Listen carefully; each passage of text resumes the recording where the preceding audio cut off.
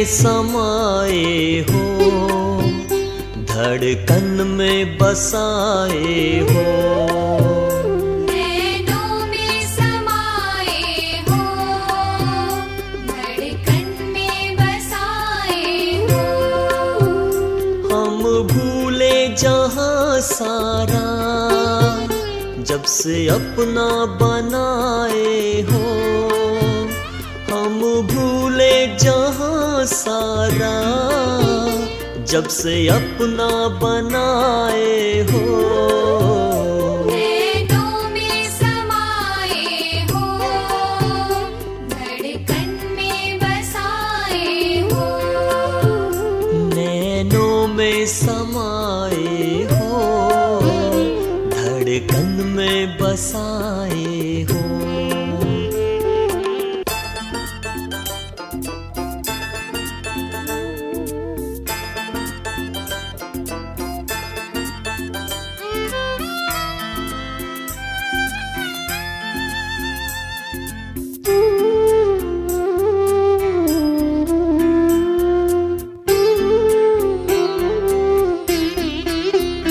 छोड़ के अपना धाम बाबा मेरे लिए तुम धरती पे आए हो। करने मुझको पावन देके निर्मल जीवन यूं गले से लगाए हो। तुम ही हो राहों में, हम तेरी बाहों में। तुम ही हो राहों में, हम तेरी बाहों में। हम पे सब कुछ लुटाए हो। नैनों में समाए हो, धड़कन में बसाए हो। हम भूले जहाँ सारा, जब से अपना बनाए हो। हम भूले जहाँ सारा, जब से अपना बनाए हो। नैनों में समाए हो, धड़कन में बसाए हो। नैनों में समाए हो, धड़कन में बसाए हो।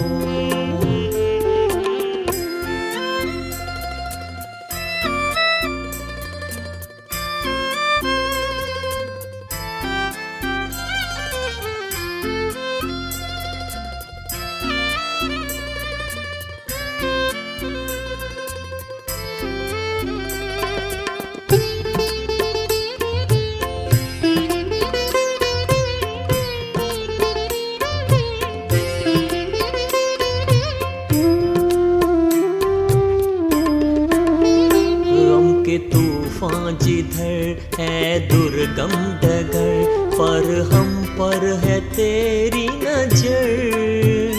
जिंदगी का सफर बस तुम ही हम सफर, क्यों मैं सोचूं मैं जाऊं किधर।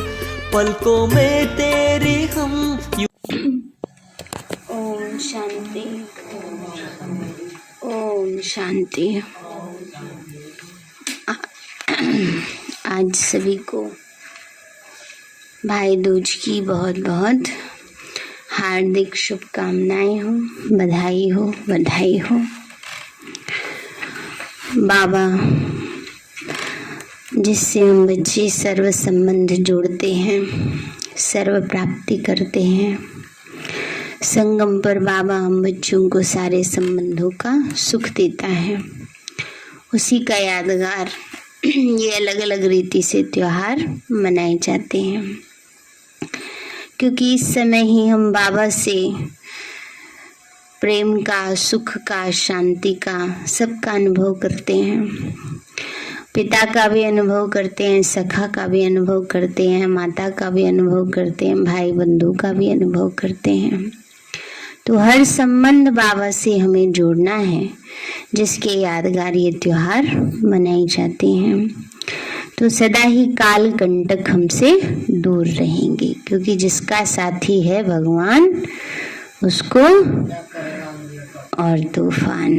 तो जब बाबा को संगम पर हम साथी बनाकर रखते हैं तो वो हर एक संबंध हमारा मूल्यवान बन जाता है।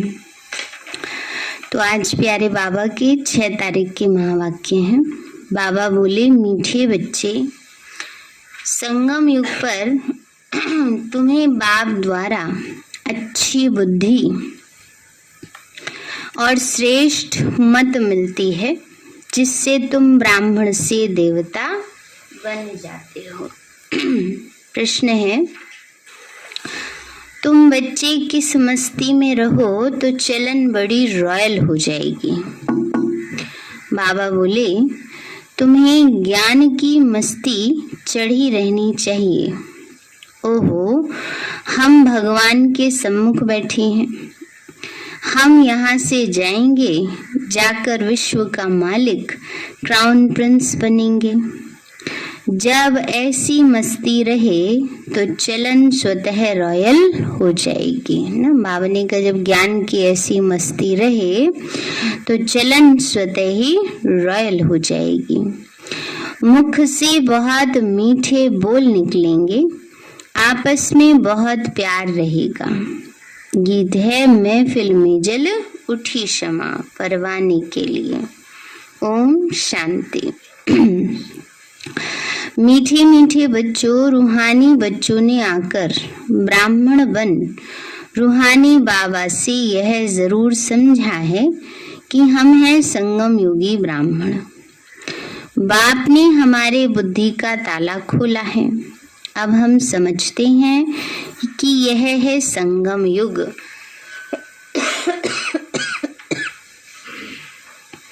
बाबा कहते हैं, बाबा ने ज्ञान देकर हमारी बुद्धि का ताला खोला है। खुल गया है ना सभी का, बंद तो नहीं है ना। बाबा कहते हैं, ये संगम युग है। मनुष्य जो भी पतित भ्रष्टाचारी हैं, वो फिर पावन बन भविष्य में पावन शिष्टाचारी पुरुषोत्तम कहलाएंगे। यह लक्ष्मी नारायण कभी तो पुरुषार्थ करके पुरुषोत्तम बने हैं ना, तो इन्हों की हिस्ट्री जरूर चाहिए। इन लक्ष्मी नारायण का राज्य कब स्थापन हुआ? न कलयुग में न सतयुग में। कलयुग में तो है नहीं, सिर्फ गायन है। सतयुग में होंगे तो वहां पुरुषार्थ थोड़ी करेंगे। तो बाबा कहते हैं, बच्चे, स्वर्ग स्थापन होता ही है संगम पर। इतने विस्तार में कोई जाते नहीं। तुम जानते हो यह संगम युग है। कलयुग के बाद सतयुग नई दुनिया होती है, तो जरूर संगम युग भी होगा। फिर नई दुनिया में नया राज्य होगा। बुद्धि चलनी चाहिए। तुम जानते हो बाप द्वारा हमको अच्छी बुद्धि और श्रीमत मिल रही है ना। अभी बाबा से हमें क्या मिल रहा है? अच्छी बुद्धि, सद्बुद्धि और श्रीमत मिल रही है। कहते हैं, हे ईश्वर, इनको सदैव सुमत अथवा अच्छी मत दो। वह सारी दुनिया का बाप है, सबको अच्छी मत देने वाला है।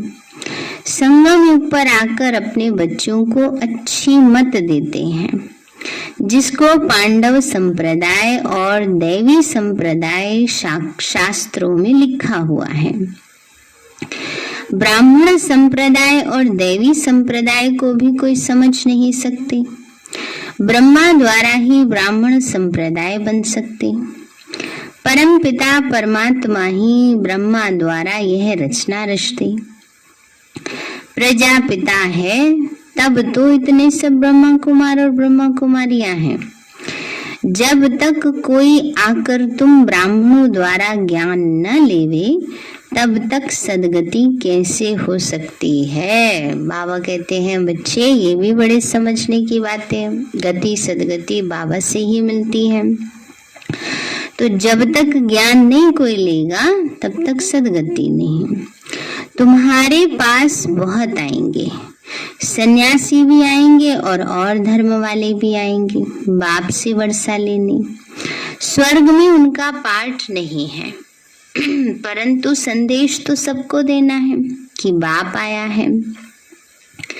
इस समय हिंदू कहलाने वाले कोई भी देवी देवता धर्म को जानते ही नहीं। वह जो पहले सतो प्रधान थे वो फिर तमो में आने के कारण अपने को देवी देवता कहला नहीं सकते। तुम बच्चे जानते हो रावण का राज्य भी यहाँ ही होता है और परम पिता परमात्मा जिसको राम भी कहते हैं उनका जन्म भी यहाँ ही होता है ना। रावण का राज्य भी भारत में और राम माना परमात्मा का अवतरण भी यहाँ ही होता है।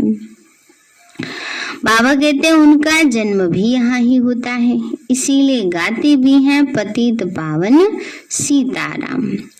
परंतु पतित किसने बनाया? रावण कौन है? क्यों पतित पावन बाप को बुलाते हैं? यह किसी को भी पता नहीं है। यह कोई नहीं समझते कि हमारे में जो 5 विकार हैं वही रावण है। जिसमें 5 विकार नहीं वह राम संप्रदाय है। अभी राम राज्य नहीं है, इसीलिए सब चाहते हैं कि नई दुनिया नया पवित्र राज्य चाहिए।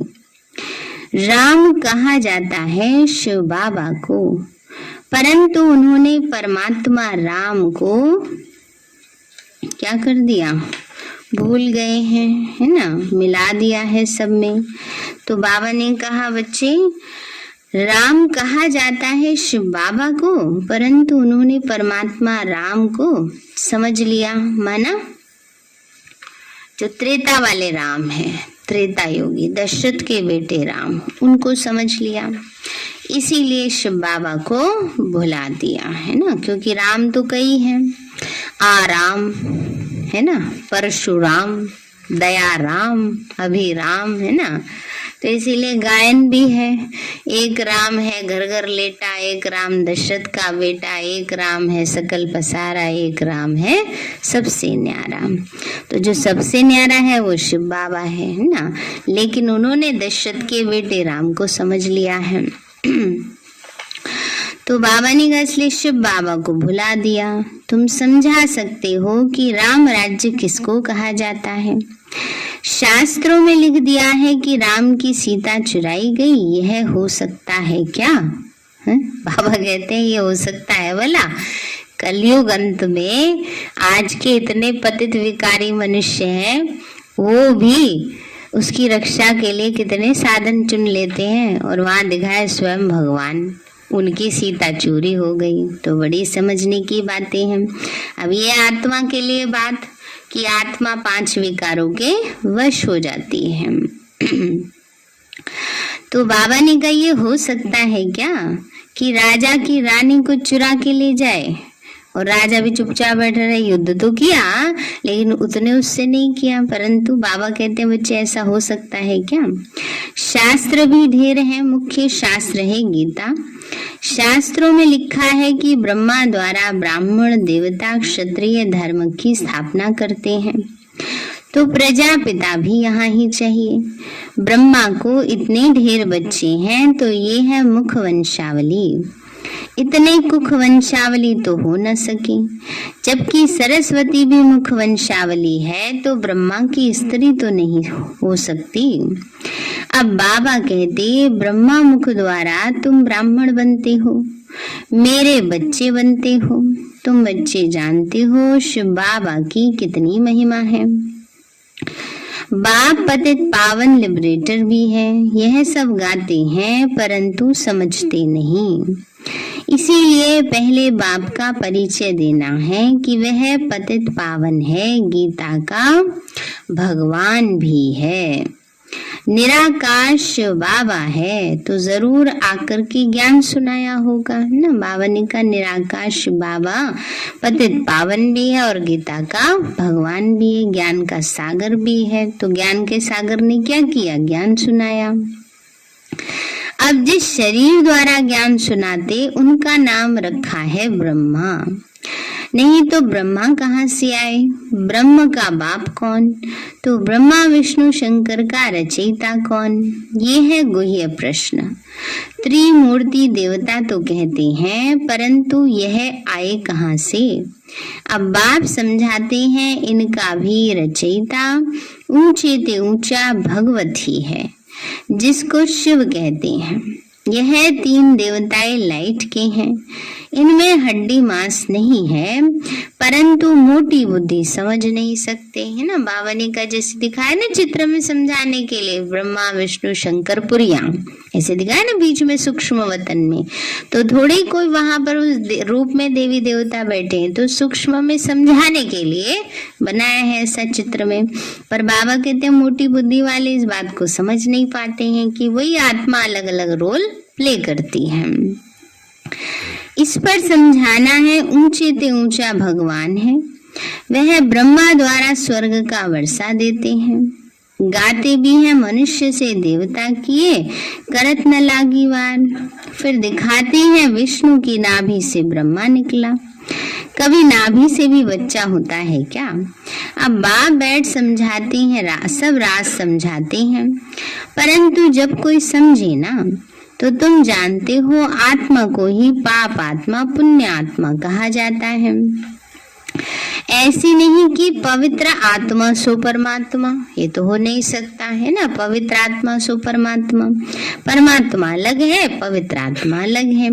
परमात्मा में ही सब कुछ समा जाता है, पवित्रता भी और हर प्रकार से ऊंचाई का उसका मान है, इसलिए परमात्मा कहा जाता है। तो बाबा कहते हैं बच्चे, पवित्र आत्मा सो परमात्मा, परमात्मा बाप तो सदा पावन है, तमो प्रधान को पतित कहा जाता है।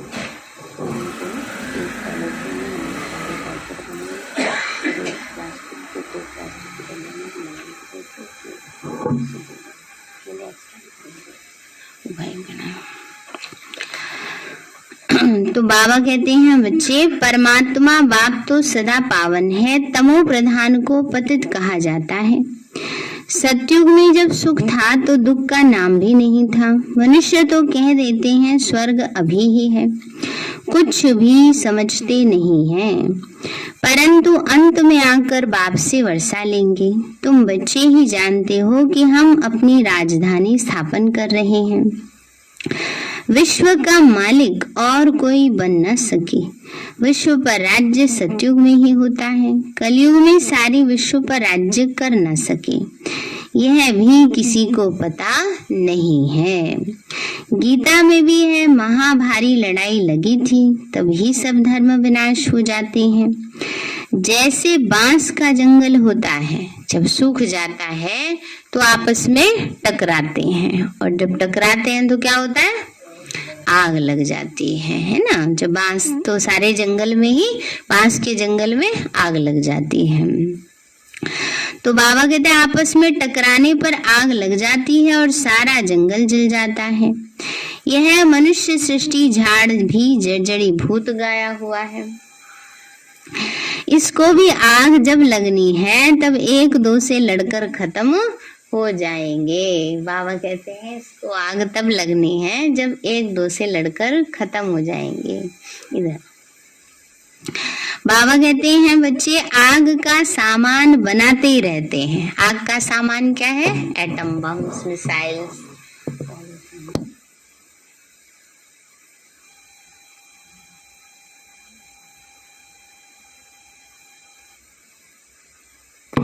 तो बाबा कहते हैं बच्चे, आग लगने वाली है, आग का सामान बनाते रहते हैं आपस में लड़ने के लिए ना। बाबा ने कहा बच्चे 1-2 लड़कर खत्म हो जाएंगे। अब इतना सारा इंतजाम करेंगे तो उससे क्या होगा, आपस में आग तो लगेगी ना। तो बाबा ने कहा टकराएंगे, लड़के खत्म हो जाएंगे। यह मनुष्य सृष्टि झाड़ भी जर्जरी भूत हो गया है, इसको भी अब आग लगने वाली है, 1-2 में लड़कर खत्म हो जाएंगे। आग का सामान बनाते हैं जब एटॉमिक बॉम्ब्स द्वारा आग लगनी है। यह राज वह नहीं जानते। बाबा ने कहा ये राज वो नहीं जानते। अब कलयुग नरक बदल स्वर्ग होने वाला है। इस ज्ञान में मस्ती बहुत चाहिए। मस्ती माना ज्ञान का नशा चढ़ा हुआ हो, है ना। तो बाबा कहते हैं इस ज्ञान में मस्ती बहुत चाहिए। बाबा कहते हैं बच्चे, ये वाला एक और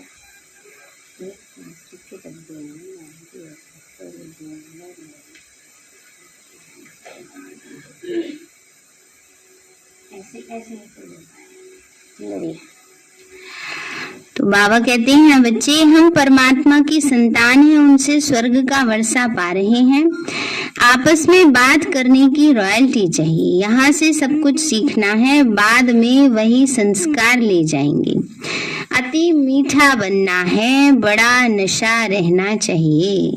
शिव बाबा के हम बच्चे हैं, देवता पद पाने वाले हैं, तो एक दो में कितना प्यार से बोलना चाहिए, है ना। बाबा कहते हैं शिव बाबा के हम बच्चे हैं, तो एक दो में क्या करना चाहिए, प्यार से बोलना चाहिए।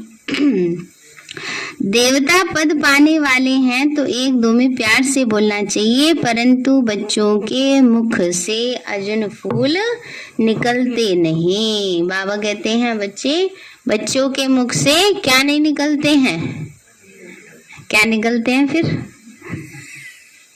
पत्थर निकलते रहते हैं।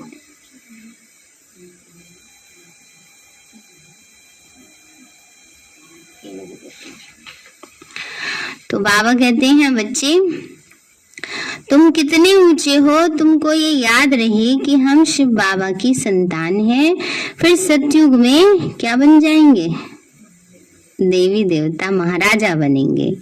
गोया हम विश्व के क्राउन प्रिंस हैं ना। बाबा कहते हैं हम कौन है, क्राउन प्रिंस। क्राउन प्रिंस जानते किसको कहते हैं, जिस राजकुमार को सिंहासन मिलता है, सिर पर ताज रखा होता है, उसको बोलते क्राउन प्रिंस।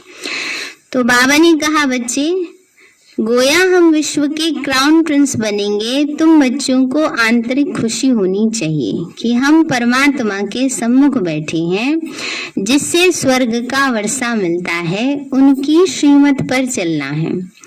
तुम जानते हो हमारी राजधानी स्थापन हो रही है। बाबा कहते हैं अभी क्या हो रहा है, राजधानी स्थापन हो रही है। राजधानी में सब चाहिए, है ना।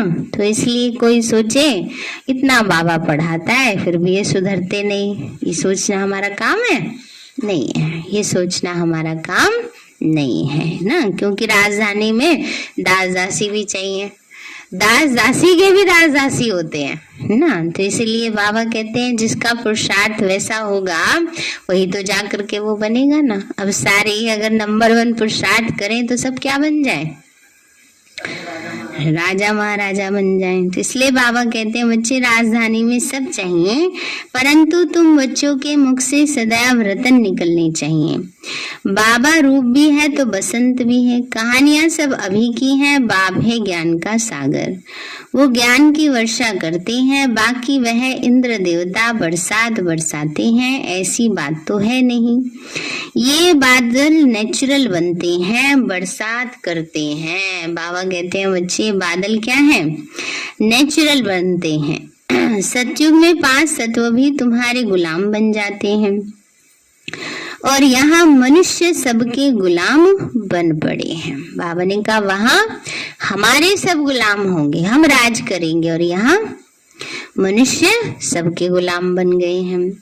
यहाँ हर बात में मेहनत करनी पड़ती है, वहाँ सब बात स्वतः ही हो जाती है। तो बच्चों को बाबा की याद सदा रहनी चाहिए, इससे खुशी का पारा सदा चढ़ा रहेगा। वो लोग साइंस वाले भी मंथन करते हैं, तुम बच्चों को वाणी का मंथन करना है। वाणी का प्रवाह कभी कभी बहुत अच्छा रहता है, कभी कम।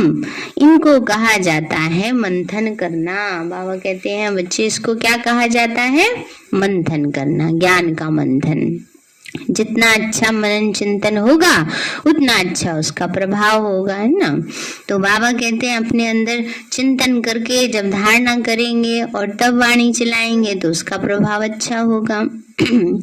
बच्चे बाप की अवस्था को देख रहे हैं और बाबा अपना अनुभव सुनाते हैं। तो कब बहुत उछल का प्रवाह रहता है, कभी कम, कभी बहुत अच्छी पॉइंट्स निकलती हैं, बाबा भी मददगार बन जाते हैं।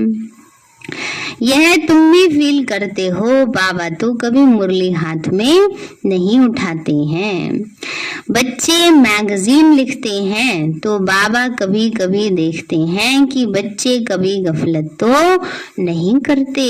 बाबा कहते हैं मैगजीन जो आते हमारी ज्ञान अमृत बाबा के सामने से शुरू हो गई ना, तो बाबा कहते हैं बच्चे बाबा भी पढ़ते थे, देखते थे, बच्चों ने गफलत तो नहीं की, कहीं कुछ मिस्टेक तो नहीं कर दे।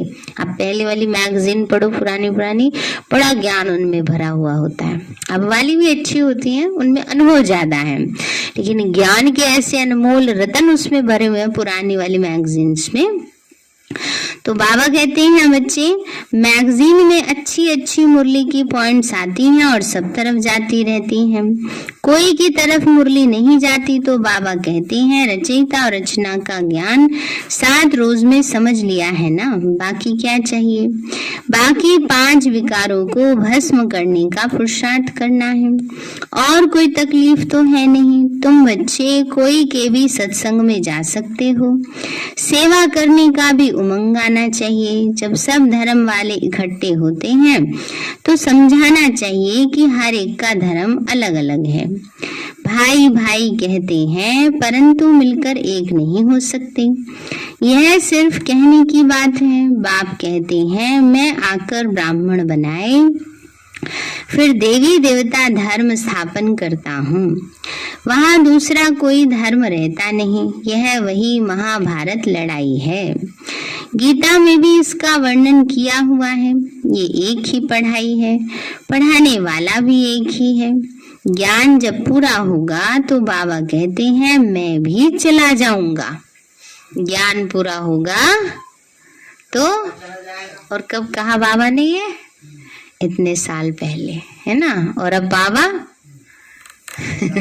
चले गए हैं, तो इसलिए बाबा कहते हैं बच्चे मैं चला जाऊंगा, मुझे कलयुग के अंत में ज्ञान सुनाना है, मुझे कल्प कल्प आना है, 1 सेकंड में कम जास्ती नहीं होगी। जब ज्ञान पूरा हो फिर कर्मातीत अवस्था में चले जाएंगे तो विनाश भी हो जाएगा। दिन प्रतिदिन तुम्हारी सर्विस बढ़ती जाएगी। यहाँ तो न किसी में पवित्रता है न दैवी गुणों की धारणा है, वहाँ पवित्रता का अंतर देखो कितना है। तुम अभी संगम में बैठी हो, यही पुरुषोत्तम युग है। अभी तो तुम पुरुषोत्तम बन रहे हो, परंतु यह वह जलवा वह चलन भी तो चाहिए ना।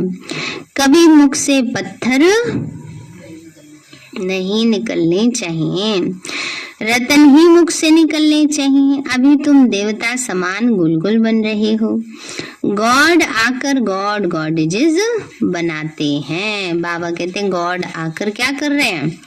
गॉड गॉडेजेस बना रहे हैं। तो देवताओं को ही भगवान भगवती कहते हैं, परंतु ऐसा बनाते कौन है ये तो कोई भी नहीं जानते।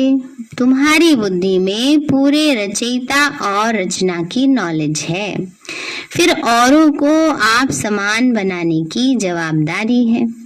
बहुत आते रहेंगे, सुदर्शन चक्रधारी ब्राह्मण ही बनते हैं। माया के तूफान भी बच्चों को ही आते हैं। कहाँ तूफान आने से हड्डी हड्डी टूट जाती है, चलते चलते कोई डिससर्विस भी करते हैं। बाबा कहते हैं कोई भी छी काम नहीं करो, है ना। बाबा कहते हैं बच्चे बाबा की ग्लानि कराते रहते हैं, ऊपर से बाबा बाबा भी करते रहेंगे और ऐसे भी काम करते रहेंगे जो बाबा का नाम बदनाम हो। तो बाबा कहते हैं बच्चे वो क्या है? छी काम ही हो गए, डिससर्विस ही हो गए। तुम मुख वंशावली ब्राह्मण हो, वो है कुख वंशावली। कितना फर्क है। वो जिस्मानी यात्रा पर ले जाते हैं, तुम्हारी है रूहानी यात्रा। तुम बेहद के बाप से वर्षा ले रहे हो, यह भी किसी में अक्ल नहीं है। जो समझे कि वो भी ब्राह्मण हम भी ब्राह्मण, परंतु सच्चा ब्राह्मण कौन है? वह ब्राह्मण अपने को ब्रह्मा कुमार नहीं कहला सकते। तुम अपने को ब्रह्मा कुमार कहलाते हो तो जरूर ब्रह्मा भी होगा, परंतु उनकी बुद्धि में बातें आती नहीं जो पूछे। तो बाबा कल्प कल्प तुम बच्चों को आकर ये बातें समझाते हैं। कि तुम ब्रह्मा की औलाद, ब्राह्मण सब भाई बहन ठहरे, फिर वो विकार में कैसे जा सकते हैं? अगर कोई जाते हैं तो ब्राह्मण कुल को कलंकित करते हैं, अपने को ब्रह्मा कुमार कुमारी कहलाकर फिर पतित तो हो नहीं सकते। अच्छा मीठे मीठे सिक्के लते बच्चों प्रति माता पिता। गुड मॉर्निंग रूहानी बाप की, रूहानी बच्चों को नमस्ते। रूहानी हम बच्चों की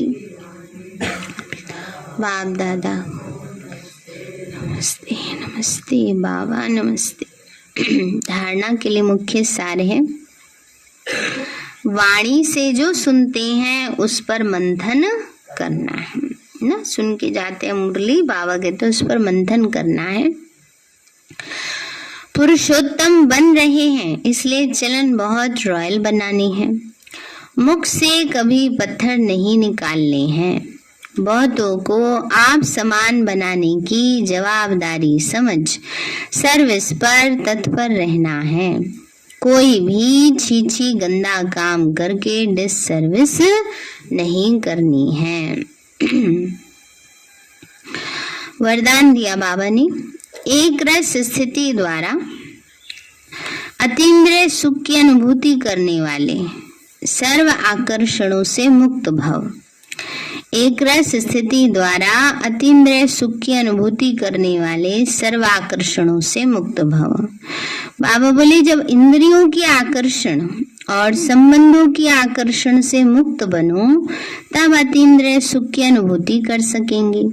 कोई भी कर्मेंद्रियों के वश होने से जो भिन्न भिन्न आकर्षण होते हैं वह अतीन्द्रिय सुख व हर्ष दिलाने में बंधन डालते हैं। बाबा ने कर्मेंद्रियों के वश होने से भिन्न भिन्न आकर्षण होते हैं। समझो मार्केट गए, बड़ी अच्छी चीज देखी, खरीद पा नहीं रहे उसको, क्या हो रहा है? उसमें बुद्धि जा रही है ना, तो वो आकर्षण है, आकर्षित कर रही है। आंखों से देखा और उस चीज को प्राप्त करने के लिए संकल्प चल रहे हैं। तो ये क्या कर रही है स्थिति? अतीन्द्रिय सुख या खुशी में बंधन डाल रही है, क्योंकि फिर संकल्प चलते रहेंगे ना उसके बारे में।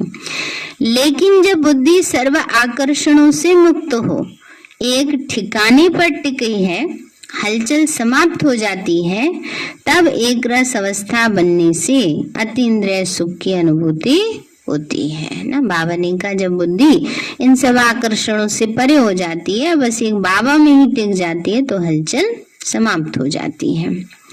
स्लोगन है, अपनी बुद्धि की लाइन सदा क्लियर रखो तो एक दो के मन के भावों को जान लेंगे। अपनी बुद्धि की लाइन सदा क्लियर रखो तो एक दो के मन के भावों को जान लेंगे। सार है मीठे बच्चे, संगम युग पर तुम्हें बाप द्वारा अच्छी बुद्धि और श्रेष्ठ मत मिलती है, जिससे तुम ब्राह्मण से देवता बन जाते हो। प्रश्न है, तुम बच्चे किस मस्ती में रहो तो चलन बड़ी रॉयल हो जाएगी? बाबा बोले तुम्हें ज्ञान की मस्ती चढ़ी रहनी चाहिए। ओहो, हम भगवान के सम्मुख बैठे हैं, हम यहाँ से जाएंगे, जाकर विश्व का मालिक क्राउन प्रिंस बनेंगे। जब ऐसी मस्ती रहे तो चलन स्वतः ही रॉयल हो जाएगी। मुख से बहुत मीठे बोल निकलेंगे, आपस में बहुत प्यार रहेगा। गीत है महफिल में जल उठी क्षमा। अच्छा, ओम शांति। अभी प्यारे बाबा को भोग लगाएंगे, फिर सभी को स्मृति का विजय का तिलक लगाया जाएगा।